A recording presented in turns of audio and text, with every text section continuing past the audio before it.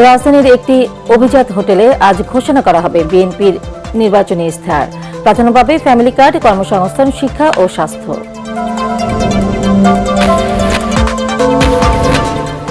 সুষ্ঠু নির্বাচন আয়োজনে সব ধরনের সহায়তা করতে প্রস্তুত সেনাবাহিনী। ব্রিফিংয়ে সেনা সদর। সামাজিক যোগাযোগ মাধ্যমে ছড়ানো অপপ্রচার ভোট আয়োজনে বড় হুমকি। নির্বাচনকে ঘিরে সামাজিক যোগাযোগ মাধ্যমে অপপ্রচার চ্যালেঞ্জ হিসেবে দেখছে কমিশন।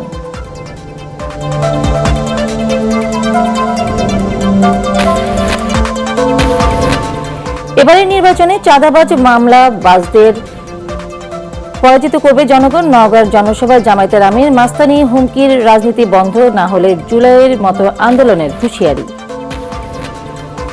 আইনি জটিলতায় নতুন সংসদ সদস্যদের শপথ পড়াতে পারবেন না গত সংসদের স্পিকার ও ডেপুটি স্পিকার। এ বিষয়ে দ্রুত সিদ্ধান্ত জানালেন আইনি উপদেষ্টা।